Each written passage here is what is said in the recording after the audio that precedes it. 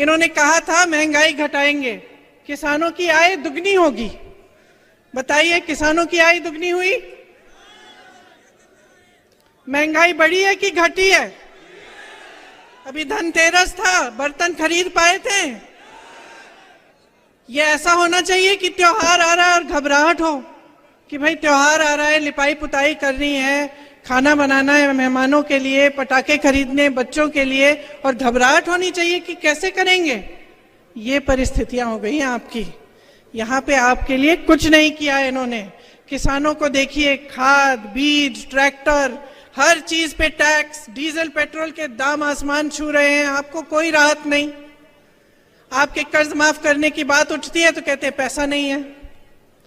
अडानी जी के कर्ज धड़ाधड़ माफ कर रहे हैं, बड़े बड़े उद्योगपतियों के हजारों करोड़ माफ हो रहे हैं। ये परिस्थितियां आपकी। अब किसानों की बात देखिए, यूरिया की क्या हालात है? यूरिया को लेने के लिए या मिलने के लिए क्या हालात है? लंबी लंबी कतार है कि नहीं है? आपको मालूम है गोदाम में यूरिया के बोरे हैं। अभी हाल ही में अखबारों में आया था कि जो चुनाव आयोग है उन्होंने वितरण बंद कर दिया है। अब अखबारों में बहुत चीजें आती हैं, ये मुझे लगा कि आपके सामने मुझे रखनी चाहिए कि मैंने पढ़ा कि इसीलिए बंद किया है इनका वितरण, क्योंकि इस पे मोदी जी की फोटो चिपका दी। और मोदी जी की फोटो चुनाव के समय चिपका दी तो चुनाव आयोग ने कहा भाई इस समय आप नहीं बांट सकते। तो किसान त्रस्त है, परेशान है, पूरा सीजन निकल जाएगा, वो खेती में खाद नहीं डाल सकता। वो जाता है खाद लेने के लिए तो या तो खाद मिलती नहीं है या उसे कहा जाता है कि पहले अपना कर्ज भरो। तो क्या करेगा किसान?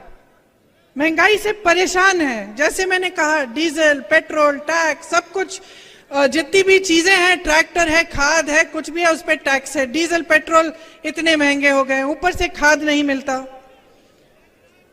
तो क्या करेगा? और कब तक आप इन परिस्थितियों को सहते रहोगे? आपकी मेहनत बर्बाद हो रही है, आपका जीवन निकला जा रहा है, आप जितने भी आपके सपने हैं, आप जो काम करना चाह रहे थे, अपने बच्चों के भविष्य को बनाना चाह रहे थे, उनको आपको परे करना पड़ रहा है। इनके जो सारे नेता हैं ना, बड़े विचित्र टाइप के नेता हैं।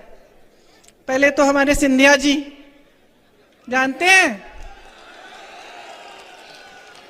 मैंने उनके साथ यूपी में काम किया। अब क्या है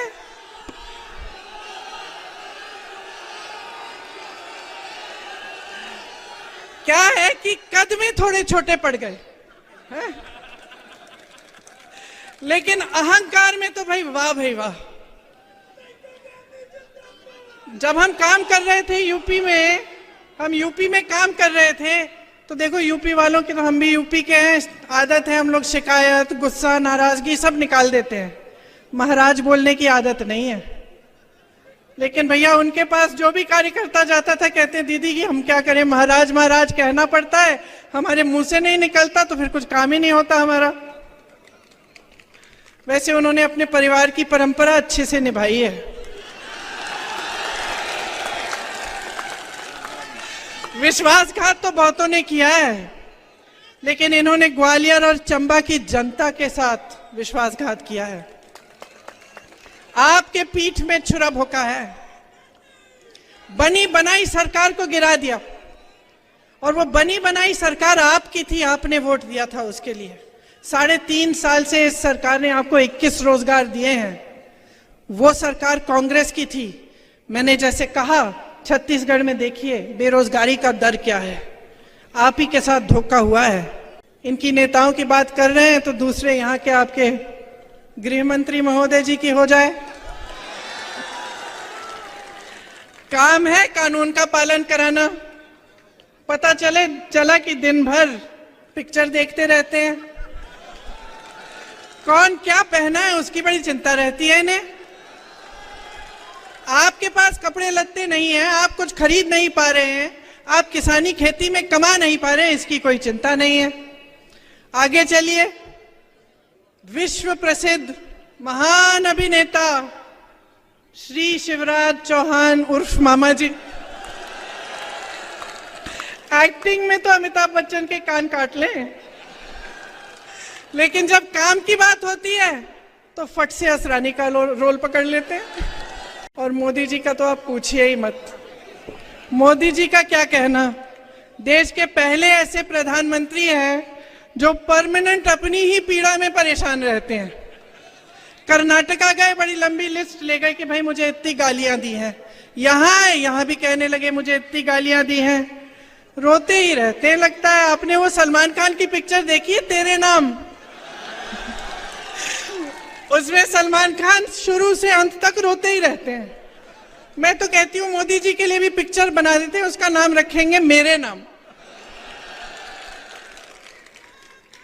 वैसे एक बात है, मोदी जी ना आदमी की पहचान में टॉप क्लास है। दुनिया भर के गद्दारों और कायरों को इकट्ठा करके अपनी पार्टी में ले लिए।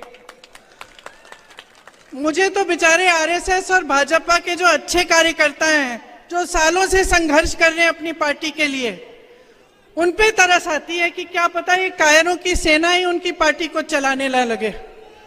ये है हालात।